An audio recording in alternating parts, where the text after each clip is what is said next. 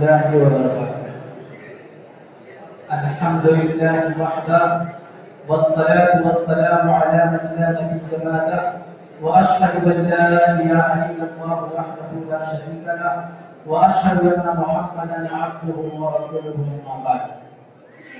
رب اشرح لي صدري ويسر لي أمري واحلل عقدة من لساني يفقهوا قولي رب زدني علما. حکم صاحبات، صدر محترم اور مشرق اساتذہ کرام اور میرے عزیز ساتھی، اس وقت پوری دنیا کے اندر مسلمانوں کے جو حالات ہیں، بالخصوص ہمارے اپنے ملک ہندوستان کے اندر مسلمان جس طرح کے آزمائشی دور سے گزر رہا ہے، یہ کسی سے مخفی اور پوشیدہ نہیں ہے۔ مسلمان خوف و دہشت کے ماحول میں زندگی گزار رہا ہے۔ ملک کے مسلمانوں کا چین و سکون سے جینا دبھر کیا جا رہا ہے۔ ملک میں قانون کی حکمرانی نہیں بلکہ غنڈہ گردوں اور پیشہ ور مجرمانہ ذہنیت رکھنے والے قانون کو ہاتھ میں لے کر مذہب کے نام پر خوف و تشدد کا ماحول پیدا کر رہے ہیں۔ ملک کو اس کے سیکولرزم اور اس کے جمہوریت کی راہ و ڈگر سے ہٹا کر ہندو راج ٹھہرانے کا خواب اندر سے ہم لوگ لے رہے ہیں۔ ملک کی اقلیتوں خصوصاً مسلمانوں کو بے دست و پا کرنے کی کوشش کی جا رہی ہے۔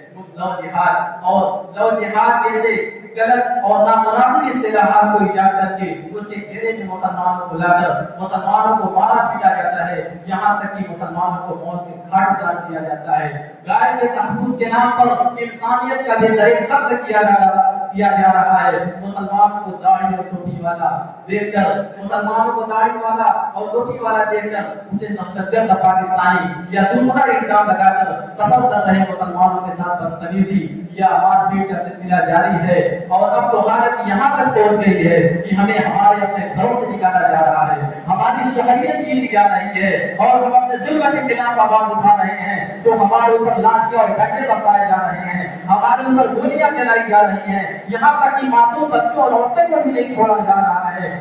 الغرض پورے ملک میں ظلم و بربریت کا ننگا ناچ ناچا جا رہا ہے، مگر حالات کے نامسائل ہونے کے باوجود ہمیں مایوس ہونے کی ضرورت نہیں ہے، ہمیں دل برداشتہ ہونے کی ضرورت نہیں ہے، کیونکہ اہل کفر کی جانب سے اہل ایمان پر بھی سادوانیاں اور رشا اور ادارتانیوں کا یہ سلسلہ کوئی نیا نہیں ہے۔ ہر زمانے میں مسلمانوں اور اہل ایمان کو دیش نکالے دینے کی دھمکی دی گئی، جیسا کہ اللہ رب العالمین نے فرمایا وَقَالَ الَّذِينَ كَفَرُوا لِرُسُلِهِمْ لَنُخْرِجَنَّكُم مِّنَ الْأَرْضِ لَتَعُودُنَّ فِي مِلَّتِنَا۔ کافروں نے اپنے رسولوں سے کہا کہ ہم تمہیں اپنی زمین سے نکال دیں گے یا پھر تم ہمارے مذہب کے اندر داخل ہو جاؤ۔ جب انہوں نے اپنے نبیوں کو نہیں چھوڑا تو یہ ہمیں اور آپ کو کیا چھوڑیں گے؟ لہٰذا ہمیں مایوس ہونے کی ضرورت نہیں ہے، اپنے مستقبل سے خوفزدہ ہونے کے بجائے ہمیں مناسب حکمت عملی وضع کرنے کی ضرورت ہے تاکہ اپنے مستقبل کو دوبارہ پھر سے روشن اور بابرکت بنایا جا سکے۔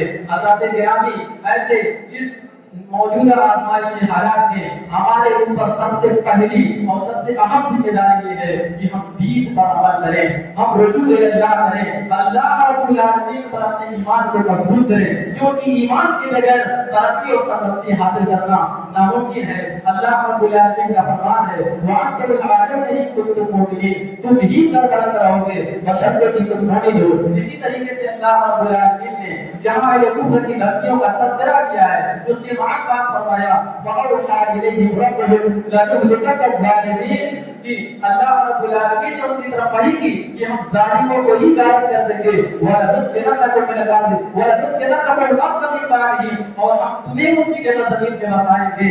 ذَلِكَ لِمَنْ خَافَ مَقَامِي وَخَافَ وَعِيدِ، مگر یہ خوشخبری اس شخص کے لیے ہے جو میرے سامنے کھڑے ہونے سے ڈرتا ہے، جو میری وعیدوں سے ڈرتا ہے۔ لہذا ضرورت اس بات کی ہے کہ ہم اپنے اندر اللہ کا خوف پیدا کریں، اللہ رب العالمین کا ایمان پیدا کریں، کیونکہ اس حقیقت سے انکار نہیں کیا جا سکتا کہ جب اللہ رب العالمین کے حقیقی ایمانوں میں خوف پیدا ہو جاتا ہے، جب ایمان پختہ ہو جاتا ہے تو بڑی بڑی فروغی اور قانونی طاقتیں میرے بھائی اس کا جھکانے پر ہمیں مجبور نہیں کر سکتی ہیں۔ لہٰذا ہمیں دین بنانے کی ضرورت ہے۔ اسی طریقے سے اس موجودہ آزمائشی حالات میں ہمارے اوپر دوسری اہم ذمہ داری یہ ہے کہ ہم اپنے صفوں میں اتحاد پیدا کریں، کیونکہ اتحاد ملت کی ضرورت ضرورت ہے. اتحاد کے بغیر قوموں کو سربلندی اور عروج حاصل نہیں ہو سکتا ہے. مگر بڑے افسوس کی بات ہے آج ہم مختلف فرقوں اور مختلف خانوں میں بٹے ہوئے ہیں. ہماری ساری وابستگیاں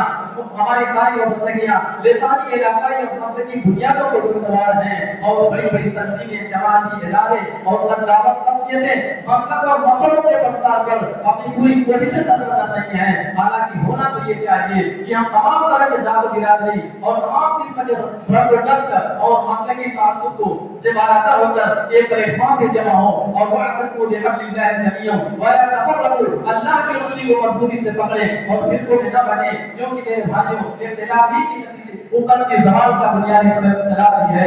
اللہ رب العالمین فرماتا ہے وَأَطِيعُوا اللَّهَ وَرَسُولَهُ وَلَا تَنَازَعُوا. اللہ اس کے رسول کی اطاعت کرتے رہو اور تم اختلاف پیدا مت کرو. وَتَفْشَلُوا وَتَذْهَبَ رِيحُكُمْ. اگر تم اختلاف پیدا کرو گے تو تمہاری ہوا اٹھ جائے گی. لہذا ضرورت ہے کہ ہم اپنے سبوں میں اتحاد پیدا کریں. تیسری سب سے اہم ذمہ داری یہ ہے کہ ہم تعلیم کی طرف توجہ دیں. کیونکہ تعلیم ہی سے ایک انسان کے اندر قومی اور ملی ذمہ داری کا احساس پیدا ہوتا ہے. تعلیم ہی کے ذریعے ہم اپنے حقوق و فرائض سے اچھی طرح آگاہ ہو سکتے ہیں. اس لیے اوپر کی معاشی سماجی سیاسی اور اخلاقی ترقی کے لیے ہر فرد کا تعلیم یافتہ ہونا ضروری ہے. لہذا ضرورت ہے ایک ایسی تعلیمی نظام کی تشکیل اور قیام کی جو قومی دلی شعور اور دینی معاشی علوم کا حسین امتزاج ہو. اسی طریقے سے یہ موجودہ آسائشی حالات میں اوپر کی چوتھی ذمہ داری یہ ہوتی ہے یہ اخلاقی چوتھی ذمہ داری یہ ہوتی ہے کہ سارے معاشرے کی تشکیل کریں. آج میرے بھائیوں ہمارا معاشرہ اخلاقی انحطاط اور زمانی اور اخلاقی انحطاط اور معاشرتی زوال کی طرف جا رہا ہے اور بے حیائی بڑھنے کے جو سب سے زیادہ نوجوان بچوں نوجوان کی نسل کو متاثر کر رہی ہیں. سارے معاشرے کی وجہ سے سارے معاشرے پیدا کرنے کی ضرورت ہے. لہذا میں یہی سے بات کرتا ہوں اور اللہ رب العالمین سے دعا کروں کہ اللہ رب العالمین ملک کی مسلمانوں کی حفاظت فرمائے اور ہمیں اپنی ذمہ داری کو سمجھتے ہوئے اس سے ادا کرنے کی توفیق دے. آمین.